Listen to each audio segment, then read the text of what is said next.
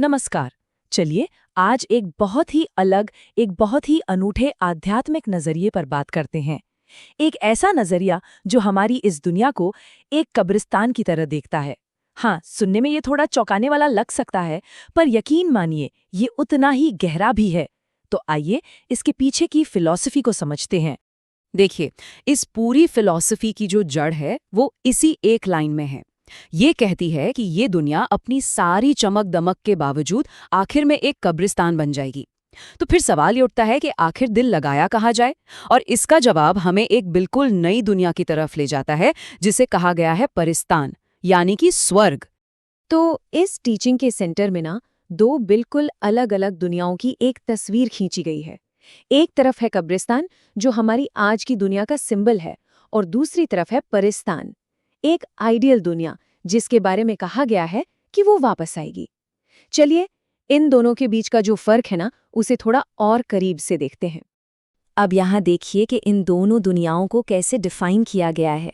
कब्रिस्तान को कहा गया है दुखधाम, मतलब एक ऐसी जगह जो बस कुछ वक्त के लिए है, एक झूठे शो की तरह।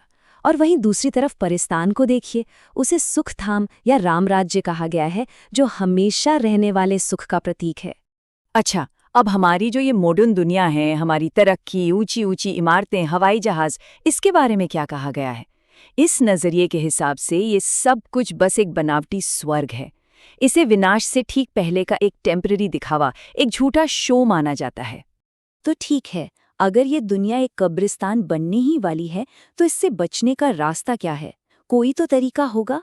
यहीं पर एंट्री होती है बाप और उनके वर्से यानी विरासत के कॉन्सेप्ट की। आइए समझते हैं कि ये आखिर हैं क्या।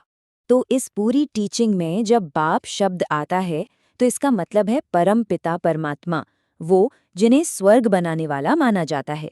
और कहा गया है कि वो यहाँ आए हैं अनंत सुख का वर्षा यानी कि विरासत देने के लिए। और ये वर्षा है क्या आखिर? ये कोई जमीन जायदाद नहीं है। ये सुख और शांति की एक ऐसी शाश्वत विरासत है जिसे पाने का रास्ता सिर्फ और सिर्फ उस एक बाप को याद करने से ही मिलता है। मतलब यहाँ पर याद करने की जो क्रिया है वो सबसे ज्यादा जरूरी है। अब देखिए, आत्मा की जो पूरी जर्नी है ना, उसे दो बड़े स्टॉप्स के जरिए समझाया गया है। पहला है शांति धाम, जो हम सभी आत्माओं का असली घर है, शांति का घर। और दूसरा है सुखधाम, यानी धरती पर ही बना स्वर्ग, जिसे सतयुग भी कहते हैं, जहां सिर्फ और सिर्फ सुख होता है। तो फिर इस पूरे सिनेरियो में, इस दुनिया में असल में लकी कौन है, खुशनसीब किसे कहा जाएगा? जवाब शायद थोड़ा हैरान करने वाला हो।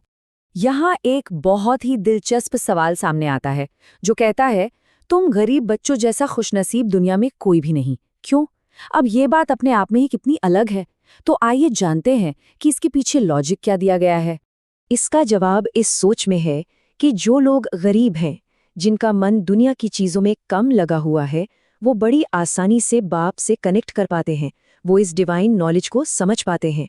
वहीं माना ये जाता है कि जो अमीर लोग हैं, वो अपनी दौलत में, अपने ऐशो आराम में इतने खो जाते हैं कि उनके लिए बाप को याद रखना बहुत मुश्किल हो जाता है। लेकिन हाँ, जब विनाश का समय आएगा, तब उन्हें भी सिर्फ बाप की ही याद आएगी। तो फिर सवाल उठता है कि पावन यानी कि प्योर कैसे बना जाए? इसका रास्ता क्या है? इस टीचिंग में पवित्रता पाने के लिए कुछ बहुत ही क्लियर स्टेप्स बताए गए हैं।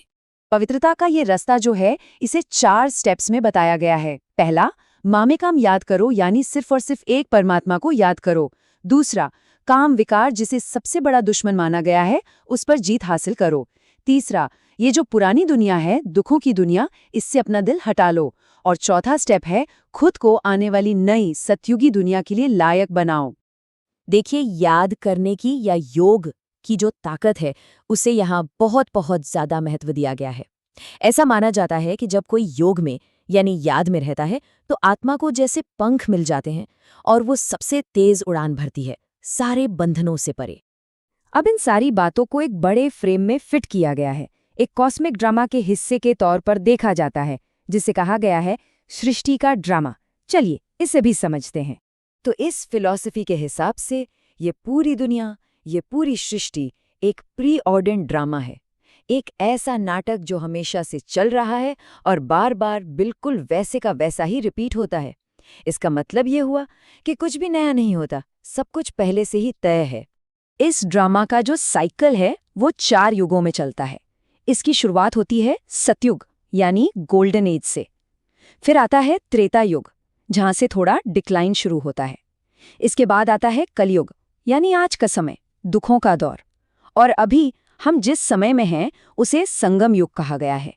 ये वो दौर है जब कलयुग खत्म हो रहा है और एक बार फिर से सतयुग की स्थापना हो रही है। तो फिर इस पूरे ड्रामा में आत्मा का क्या रोल है?